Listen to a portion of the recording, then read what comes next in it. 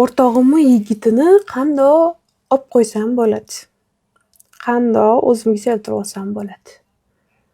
Menga shunaqa texnika o'rgating deb где-то 10 tacha qizlar yozishdi direktimga. Bor shunaqa texnikalar, bor. Yigitini olib qo'ysangiz bo'ladi. Yigitini unga berayotgan podarkalarni o'zingizga qilsangiz bo'ladi. Yigitni siz yoningizdan ketolmaydigan qilib qo'ysangiz bo'ladi. Ko'p narsalar qilib yuborsangiz bo'ladi.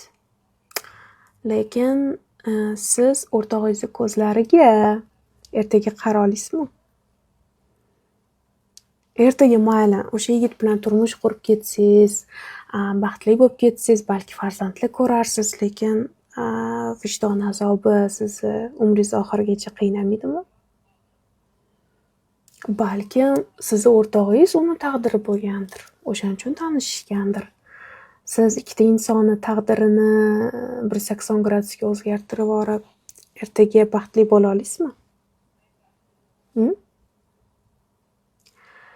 Rosa ko'p o'yladim-da mana shu savoldan keyin. Nimaga qizlarda женская solidarность juda ham kam? Kuchli emas, afsuski. Men hattoki o'zimni kommentariylarimda qizlarni menga yozayotgan negativlarni ko'raman-da. Keyin men o'ylayman, bularga men nima yomonlik qildi? Men nima yomonligim tegdi? Qo'limdan kelgancha hammaga yordam beraman-ku. Shunaqa videolar ishlayman-ku, absolutno tekinga. Prosta qizlarga yordamim tegsin, o'zim bilimlarim bilan bo'lishi, adashib qolishmasin degan maqsadda videolar olaman. Bu yomonlikmi? Va shunaqa yigitini, o'rtog'ini yigitini ko'z ostiga olib yurgan qizlarga ham tavsiyam, qizlar baxtli bo'lmaysizlar. Vaqtinchalik kayf safo, podarkalari, aylantirib yurishlari mashinada sizga yoqar.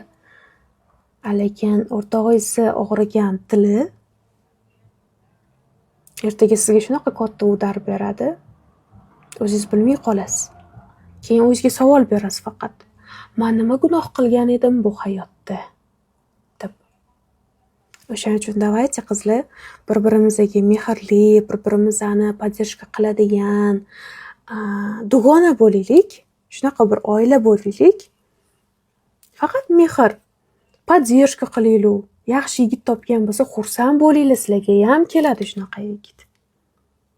O'zinglarni ehtiyot qilinglar, barchalarni yaxshi ko'raman.